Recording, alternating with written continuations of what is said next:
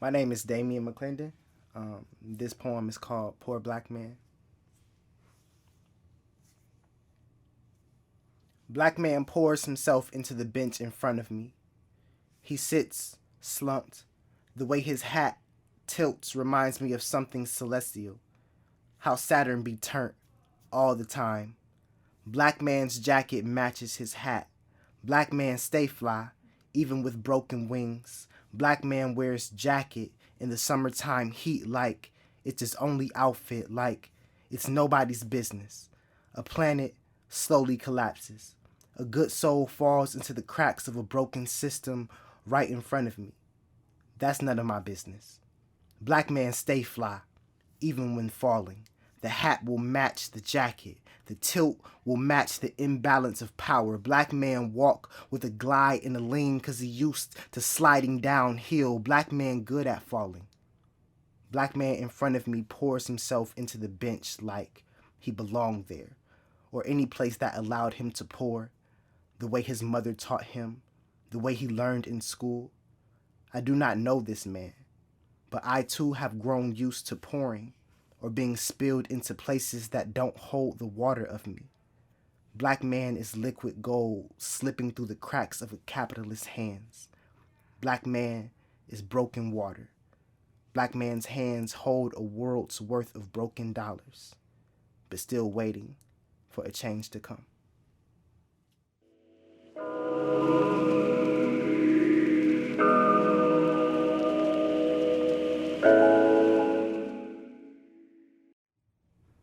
Okay, this poem is called Kids Playing in Abandoned Houses.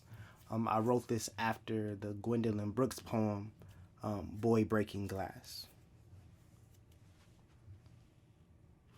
Kids playing in abandoned houses, welcomed by the ease and width those doors without questions behind them open like they wanted us to be there, hoping to find something as valuable and forgotten as ourselves, our secret adventure. If anyone asks, we were never there. We were dystopian and fairy tale, tragic and magic, epic and insignificant.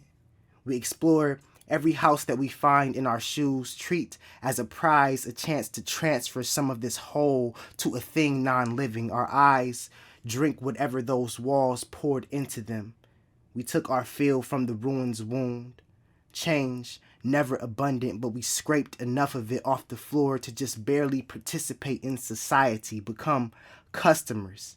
In exchange, beneath our fingernails, we build up piles of this place, and we carry it away from abandoned.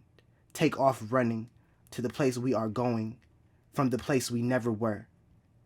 And nobody knew where we were, and now we are no longer there. I was indeed a barbarous and metal little man, screaming in the dark, at my unmovable weakness, at my insurmountable fragility. I yelled, used my outside voice inside myself. I am strong.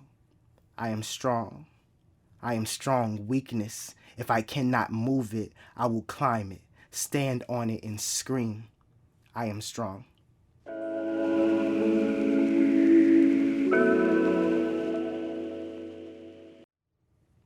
Where a $75 shirt will be $8. Where items with blue tags are half off today. Where I guarantee you can find a t-shirt of any color. Where the men's section has 6 shirts and 150 pairs of pinstripe dress pants. Where I shop in the women's section because the selection is better. Where you can lose yourself in knickknacks or buy another person's shoes who will never know the miles you will walk in them. This is where my grandmother took me. Where my mother took me, where I take myself and my son.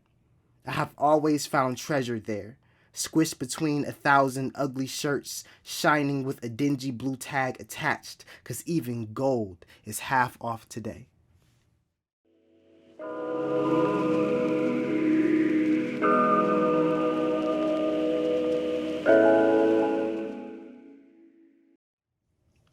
This one is called Silk Blood. From the spool of eternity, we pull a thread, becomes a journey. We learn to walk our paths, crisscross crochet, go under and get over themselves, weave, knit knot. We never know what becomes of this fabric. We hardly know what becomes of this day, but if we come to know even the smallest truth, like when the child is born or my grandmother's sewing, we can look through a drop of rain and for a second see the ocean.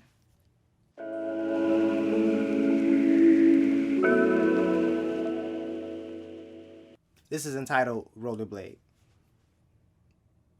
Like the world ain't already trying to catch us slipping. Prefer us, a body in a hole and never whole in our bodies. I took hold of my first pair from grandma's hands.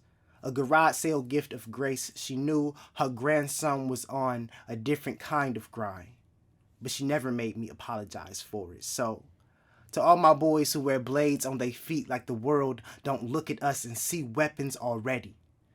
I was a child conceived in rehab. 6 years later, my mother taught me how to skate in a parking lot, because ain't no skate parks in the hood. I guess you can say my mother broke a crack pipe and built a half pipe. Figured her son wouldn't go to prison from getting high this way. Glad she didn't see me get pulled over on my rollerblades. Senior year at Kent State, 4 white officers pull up 2 black cars to tell me I can't skate here in the street where I have skated since before I had any scars. Now the gravel has so much in my flesh and blood. We family at this point. Ain't no skate parks in the hood, but the police pull me over for skating in the street. Now even this simple joy feels like something I gotta fight for. Like every time I crack a smile, I break a law. But I mean, I am rebellious like that. We skaters who liberate architecture will repurpose it playground, grind the face of any gentrified structure and scrape our well-oiled skates against its smoothest tooth. If we are to be swallowed anyway, we might as well shred the windpipe.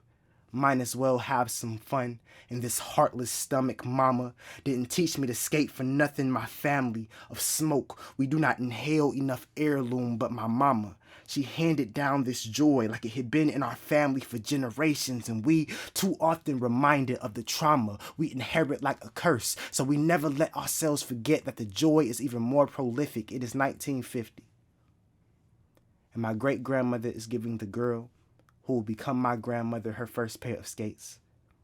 It is 1950, and my great-grandmother is giving the boy she does not know will become her great-grandson one of his greatest smiles. It is 2016, and my mother is giving my son a gift of grace.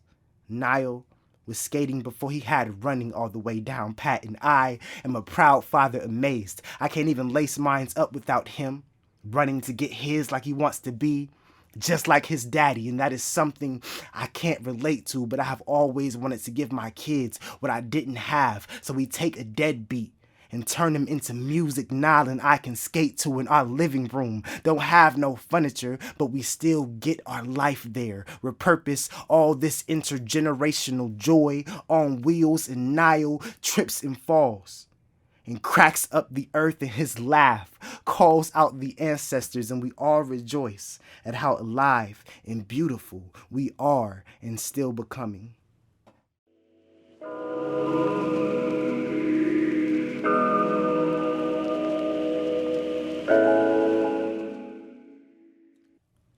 This poem is entitled Never Lost. When I die, will I forget everyone? Is dying the same as forgetting? Do memories die? Do they sit in the abandoned body and decompose music with my bloodless organs? My organs, forgetting all the songs my mother taught them to play in my rotting church? Will I forget you? Is it even possible for the dead to forget? Do we not return to the earth? Don't the earth remember every atom we borrow from it? If my bones become the soil that make trees grow, my memories must sprout from the branches like leaves full of moments. The first time you said I love you, painted in chlorophyll on every cell wall. Every forest will know your name.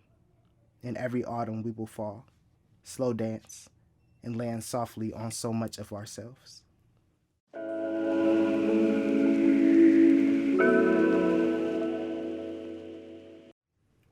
According to the language of my people, we all possess, even if you are not aware, a bag, some when and where. And you're not successful until you have located said bag and placed yourself within it. Once you become in your bag, you can breathe a breath of fresh air and know that you are good.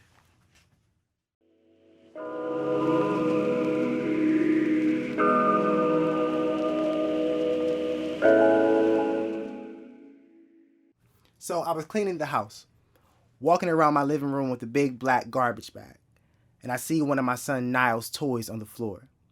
It was a small green truck. It had no wheels and all the insides had fallen out the bottom. All that was left was its body. So I reached down to grab its corpse, but before I could discard its memory, Niall opens his mouth and says, "Hey, that's my toy."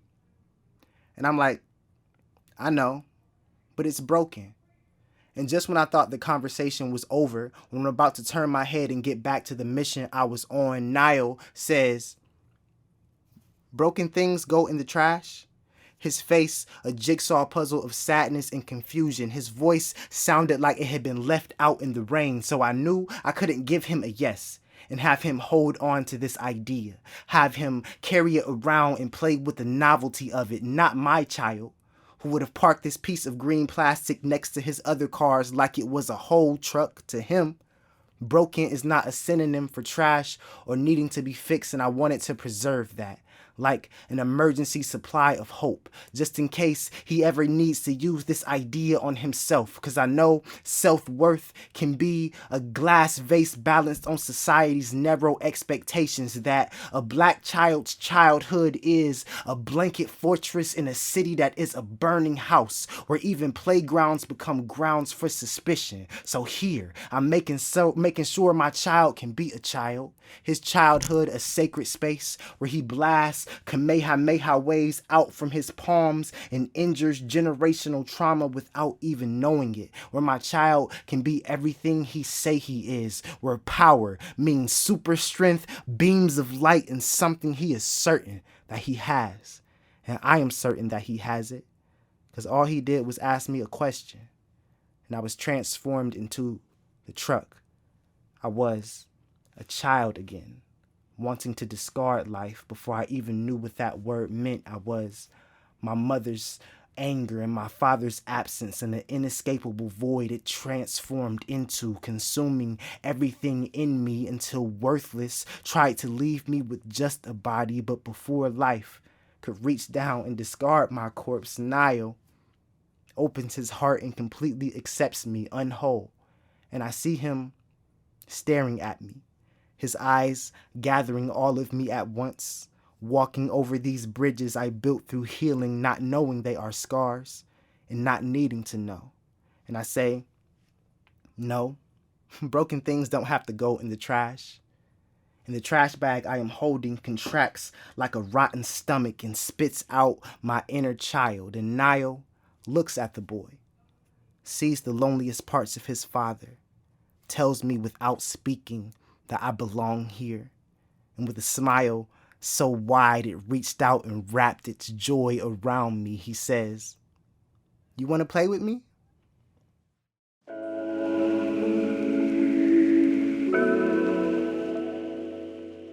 This poem is called River for this particular reading, and I wrote this, had a really bad year last year, and my grandfather passed away in the beginning of this year, so it's been a lot of loss.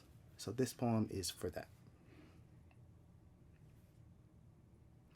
Every time I taste tears, I am reminded this body of mostly ocean is me, a couple buckets of salty water leaking bitter rivers down, down, down. Just as the ocean becomes the river and becomes the ocean again, I become this grief, running, running, running, until I can return to myself.